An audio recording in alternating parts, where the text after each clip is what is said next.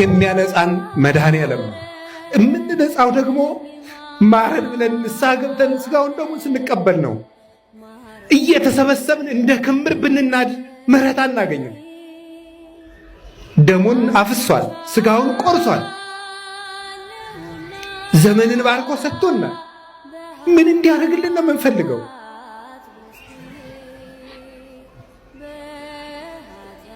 እንኳንስ እናንተ እኔም ቢሆን እዚህ መቆም ደስ የሚያሰኘኝ አይደለም። የእግዚአብሔርን መልእክት እንደ ቤተ ክርስቲያን ሐሳብ ለማድረስ ነው እንጂ ቁጭ ብዬ ለኃጢአት እያለቀስኩ ብኖር ደስታዬ ነው፣ እውነት ለመናገር። ስለዚህ መድኃኔዓለም እንዲያነጻን ሳንነጻ የሰላም ሀገር እንፈልጋለን። ሳንቀደስ እግዚአብሔር ሆይ ውረድ ፍረድ እንላለን። በየት ይውረድ? ማን ያስወርደው? እዩት እስኪ ራሳችሁን። አልደከማችሁም? አሁን ኃጢአት አላደከማችሁ? በደል አላስረጃችሁ? ክፋት አላሸበታችሁ? መጠጥ አካላችሁን አላጎደለው? ሱስ ናላችሁን አላዞረው? ድካም እኮ ነው ያለ። ድካም እኮ ነው። መነቃቃት የፈለጉ ሰዎች ታስረው ቁጭ የሚሉበት። በጫት መንቃት ይፈልጋሉ፣ ግን ደግሞ ጥቂት ቆይተው በጫት ይታሰራሉ። ማታ ሞቅ ለማለት ይገባሉ፣ ማለዳ ላይ ብርድ ብርድ ይላቸዋል፣ ይበርዳቸዋል። እንዴ ፈታ ለማለት ብለው የጀመሩት ሱስ እስር ስር አድርጓቸው ያለ አረቄ የማይንቀሳቀሱ ሰዎች ላይ አሁን ፈታ ማለት ነው። እናንተ እንዲማርጎ ፈታ ማለት የለም። ከዚህ በላይ መታሰር አለ? ደከመኝ፣ አረጀ። ይህ ዓለም የድካም ነው። አለው ያጌጠብን መሰለ እንጂ እኮ አልቀና። ሰውነት እየቀነስን ሄደና አካሎቻችንን እየጣልን ወደ ሰማይ መሄድ መንገድ ጀምረና ደክመናል። ለሰው ማንናገራቸው ለብቻችን የምንታመምበት ነገር የለንም። ለብቻችን የምንጨነቅበት አንዳንድ ቀን ጭንቀታችን ሁሉ ለሌሎች ላይ ያሳበቀብን ምን ሆነ ነው? ልክ አይደለህም፣ ፊትሽ ልክ አይደለም፣ ልክ አይደለህም። ስመለከት የሆነ ሐሳብ እንደገባ ጭንቀት ውስጥ እንዳለ እመለከታለሁ። ምን ሆናል ይሉናል አንዳንድ ቀን።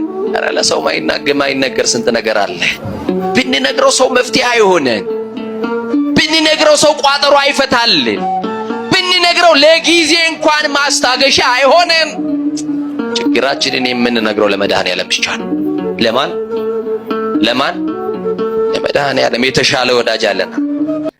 ዘፈንና ዳንስ ከሚያዘወትሩ ወጣቶች 78% መረን የወጣ ልቅ ዝሙትን በቋንቋቸው ፖርኖግራፊን መመልከት እድላቸው ሰፊ ነው ይላል።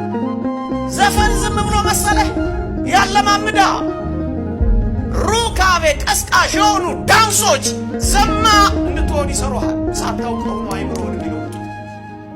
ይኸው ሩካቤ ቀስቃሽ ዳንሶቹ፣ እርቃን መውጣቶቹ በሙሉ አእምሮህን ነው የሚቆጣጠሩ።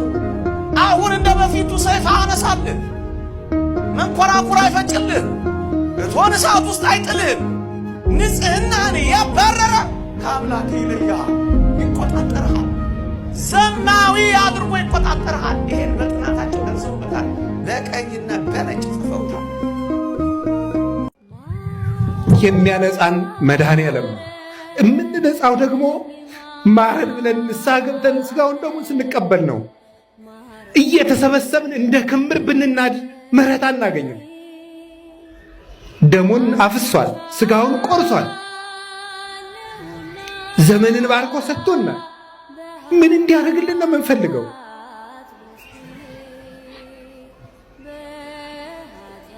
እንኳንስ እናንተ እኔም ቢሆን እዚህ መቆም ደስ የሚያሰኘኝ አይደለም። የእግዚአብሔርን መልእክት እንደ ቤተ ክርስቲያን ሐሳብ ለማድረስ ነው እንጂ ቁጭ ብዬ ለኃጢአት እያለቀስኩ ብኖር ደስታዬ ነው፣ እውነት ለመናገር። ስለዚህ መድኃኔዓለም እንዲያነጻን ሳንነጻ የሰላም ሀገር እንፈልጋለን። ሳንቀደስ እግዚአብሔር ሆይ ውረድ ፍረድ እንላለን። በየት ይውረድ? ማን ያስወርደው? ማን ያስመጣው? በራችን ዘግተን ልባችን ተቆልፏል። ስጥጡ አልባሲክሙ አልባቢክሙ ዋኮ አልባሲክሙ፣ ልብሳችሁን ሳይሆን ልባችሁን ቅደዱት ብሎ ተናግሯል። መድኃኔዓለም ሁላችንን የሚያንጻን ይቅር ይበለን፣ በምህረት ዓይን ይመልከተን። እንግዲህ ዘመዶች ዝናቡ የሰፈሩን ቆሻሻ ሁሉ ሲያጸዳ እኛ ከነ ቆሻሻችን መስከረም እንዳይጠባ ሁላችንም ንስሐ እንግባ። እውነቴን ነው የምነግራችሁ፣ ከላይ እስከታች ሁላችንም ንስሐ እንግባ። ከነገ ሰኞ ጀምሮ ንስሐ እንግባ። እኔም ለራሴ እገባለሁ። እውነቴን ነው የምነግራችሁ። መድኃኔዓለም ደግሞ አንጽቶ የማይደፈርስ ውሃ ነው። ከአንድ ኩሬ 10 ሰው ቢታጠብበት ይደፈርሳል። መድኃኔዓለም ግን ዓለም ሁሉ ቢታጠብበት የማይደፈርሰው ውሃ፣ ንጹሕ ውሃ እሱ ነው። የማይጸየፈን ውሃ፣ የማይከለከል ውሃ፣ ነፍስን የሚያነጻው ውሃ፣ ልብን የሚቀድሰው ውሃ፣ ቆሻሾቹን አንጽቶ ብርሃን የሚያለብሰው ውሃ ያ ክርስቶስ ነው። እግዚአብሔር በደሙ ይቀድሰን። ጸሎት ዋናው አጥር ነው። ቢሰለቻችሁም ባይጥማችሁም ቢመራችሁም እንቅልፍ ቢላችሁም ሐሳባችሁ ቢበተንም ምን ቢልም እንደውም አንዳንድ ጊዜ ደና ውለን ደና ያደርነው ሰዎች የጸሎት መጽሐፉን ስንይዘው ኃጢአቶቻችን ሁሉ እንደ መስታወት ይመጣሉ፣ ይዋጉናል። ዝም ብለን እናንብበው፣ ግድ የላቸውም። የእግዚአብሔር ቃል ቅቤ ነው አይደል የሚሉ አባቶቻችን። ቅቤ ስለ ቅቤ ብትማርም ባትማርም ከተቀባው ምንድን ነው ያለዝብሃል። ጸሎቱ ቢገባህም ባይገባህም ከጸለይከው ልቡናህን ማለዘቡ ረዴት ማሳደሩ አይቀርም። ስለዚህ እግዚአብሔር ሰዎች እንጸልይ። ዲያብሎስ እጅና እግራችንን ካላሰረ የእኛን ጸጋ መውሰድ አይችልም።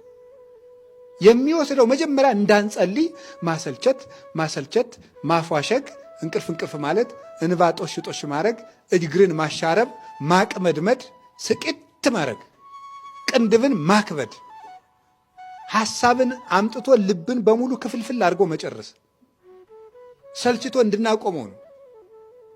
አጥሩን አፈረሰ ማለት። ከዚያ በኋላስ እንደፈለገ ሀብታችን እየወሰደ መሸጥ፣ ጸጋችን በሙሉ ማባከን፣ እኛን ማጥፋት ይችላል። ስለዚህ የእግዚአብሔር ሰዎች ከምንም በፊት ለጸሎት ቅድሚያ ነስ።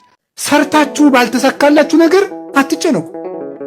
ትቀጠራላችሁ፣ ትባረራላችሁ። 3-4 ጊዜ ንግድ ትከፍታላችሁ፣ ትከስራላችሁ። አትጨነቁ። አሁንም ሞክሩ፣ አይሳካ። በደስታና በሰላም ኑሩ። ጥራችሁ ባልተሳካ ነገር አትጨነቁ። ለምን ድሃውንንስ አንሞትም? ሰነፉነን አንሙት እንጂ ድሃውንንም አንሙት። ምን ችግር አለው? 3 ክንድ ከስንዝር መገነዣ ብቻ አይደለም ይከተልን? ምን ይዘ ነው ምን ነገር የለም። ስለዚህ ለምንስ ድሃ ነው? ድህነታችሁን ለስንፍና ማስረጃ አታድርጉት እንጂ የታባቱ ለምን ድሃ አልሆንም ብላችሁ አትስነፉ። ሰርታችሁ ድሃ ከሆናችሁ ግን እግዚአብሔር ይመስገን ነው። እስኪ አንድ ጊዜ እግዚአብሔር ይመስገን ነው። እግዚአብሔር ስሩ ነው እንጂ ተጨነቁ አላለም። እና አትጨነቁ። እኔ ከማን በልጬ ነው? አብርሃም በድንኳን እኮ ነው የኖረ። ጌታዬ ወይ የዚህን ያህል ምን በድዬ ነው ጥሩ ስራ ማሰራኝ? ሕይወቴ በመባከን አለቀ፣ ለምን አታሳካልኝም? የብዙ ምዕመናን ጥያቄ ነው። አብርሃም ዕድሜ ልኩን በድንኳን አይደል እንዴ የኖረ? እኛስ ከአብርሃም እንበልጣለን? ይስሐቅ በድንኳን ነው የኖረ። ያዕቆብ እግዚአብሔር ሌሊት ተገልጾ የፍቅር ትግል ሲታገለው ያደረው ያዕቆብ፣ እግዚአብሔርን እንደዚህ አቅፎ ያደረው ያዕቆብ የኖረው በድንኳን ነው። ኪስህን ብቻ ካየ ተስፋ ትቆርጣለህ። ያጣውን ነገር ብቻ ከቆጠርክ ጸሎት ታቋርጣለህ። የጎደለብህን ነገር ብቻ የምትጀምር ከሆነ ለቤተ ክርስቲያን ለቅዱስ እግዚአብሔር ጀርባን ትሰጣለህ።